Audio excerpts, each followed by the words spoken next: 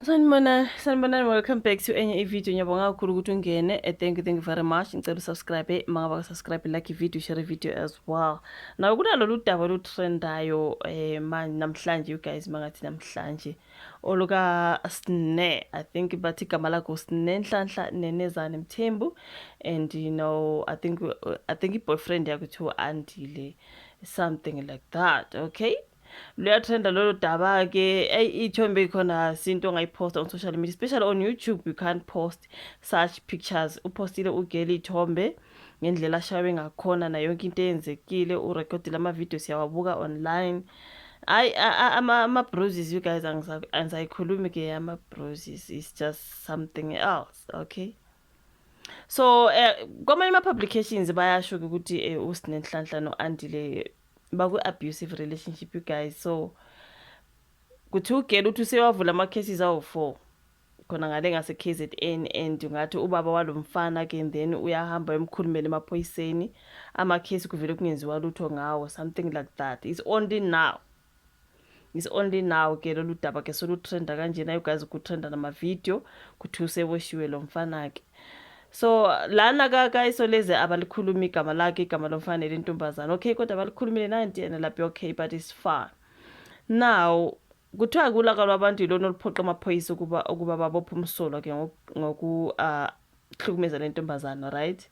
So ngoba nako ukuthi ugele wavulile ama-case, but ubaba walo mfana kusho ukuthi yena uyazana namaphoyisa mhlambe, ubevela ahamba yomkhulumela angaboshwa lo mfana, you guys. Like, into ebuhlungu ukuthi engxabaneni yabo yamanje siyibonayo, ugirl nayo sehambe wayoshisa imoto yalo mfana, sokungelinye icala ke manje, you know what I mean? Sokungelinye icala ke, shuthi bezoboshwa bonke ke, ngoba hayi angazi. Amaphoyisa kwaZulu Natal ke akhipha istatement eveza ukuthi ke sebembophile wesilisa ke osola ngokushaya iphindelele intombi yakhe, ngoba kuthi ugirl uthi selokhu bathandana ushaywa njalo yilo mfana. So mina ngiyazibuza ukuthi njengoba epostile lapha wathi na, this is what I've been assaulted with. Imvubu leyana mina mangiyibuka, umbuzo wami uthi uzoyithengela nto uyibeke endlini yakho, uzothi uyibekeleni? Uzuyithenge nje ube nayo? Ngoba ngokwazi kwami mina guys ngumNdebele, imvubu ngeyokushaya. So uzothi uma uyithenga ukuthi uyithengelani, ufuna ushaba? Hayi ngeke guys, lo mfana hayi. Kuthiwa le statement zamaphoyisa ke silandela umsindo omkhulu kosuke ey'nkundleni zokuxhumana ke, ngemva kokuthi umgilwa ongusomabhizinisi osemncane uSinenhlanhla Nenezane Mthembu nikelizwe lonke ke ubuhlungu abhekane nabo ngaphansi kwesandla ke sesoka lakhe. Hayi, kula manyundululu kavezwe ile ntombazane ithombe ezihlasimulisa umzimba, ngizibonile, you guys. I don't wanna lie, even the video, you know the one picture is, there's a picture, there's also a video where ilihlo lakhe nje limnyama right around, you guys, akaboni lidumbile limnyama nje, like ushayiwe lapha. Like guys, no, angeke bafowethu anikwazi ukwenza into enjalo, like honestly, hayi ngeke bafowethu, no, that is so sad. Kuthiwa ke ithombe ezihlasimulisa igazi ke, ezihlasimulisa umzimba, sorry, ezibonisa ukulimala kwakhe ngenxa yokushaya kanzima. Okunye okuthusa abaningi ukuthi nje le ntombazane ifake nobufakazi bezinombolo ke zamacala akawavula ngaphambilini, evulela yena lo bhuti lona, you guys, ngenkathi emshaya yakhe, kodwa wonke lawo macala abuya nemiyalezo ukuthi ke asevaliwe umsola engakazi abhekane nokushushiswa. Like they said, kuthiwa ubaba wakhe walo bhuti uhamba yomkhulumela allegedly emaphoyiseni, avela angaboshwa, kuvele kungenziwa lutho, kuvele kungenzeki lutho. Estatementeni sawo amaphoyisa athi aqaphela umsindo ey'nkundleni zokuxhumana ngowesifazane osola amaphoyisa ngokungenzi lutho ngemva kokubika kwakhe amacala okushaya ngenhloso yokulimaza isoka lakhe esiteshi samaphoyisa, sorry, esisemlaza ngoLwesihlanu nge-9 zikaJanuwari.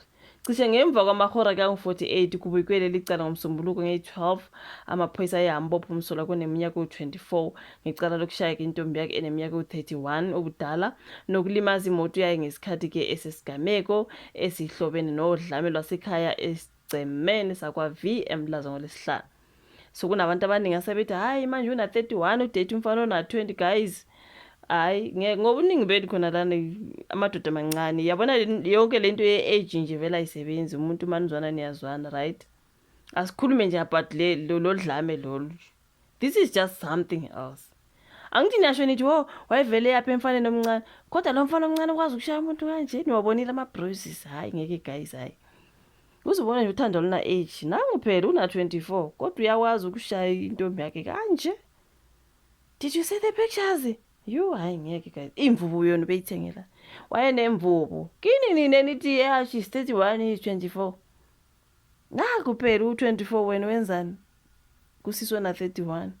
I-age nje ayisho lutho bafethu. I-age is just a number. Ayisebenzi. Naku phela uyatrajwa kusiswa na 31. Mina ke nithanda ukukhawunta ukuthi ubani omdala, ubani omncane. Kusebenzani? Kusebenzani you guys? Hayi. Kuthiwa ke kubika ukuthi umsolwa ke wabizela isisulu endlini yakhe ukuze ke alande impahla zakhe usisi. Futhi ngesikhathi bese like going their separate ways, ngesikhathi ke efika kusisi kuthiwa kumsolwa usishaye ngepipe umshaye ngepipe wasemluma ngamazinyo, waphinde ke wamshana ngezandla. Kuthiwa ke isisulu sibaleke sabuyela emotweni, kodwa umsolwa wamlandela emotweni walimaza iwindi la ngemva lemoto.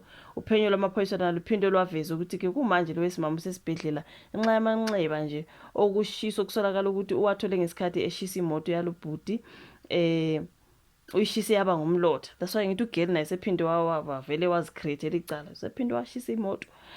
Usuzoboshwa ke nawe geli, uma uphuma lapha esibhedlela you know ukuthi you are getting arrested, right?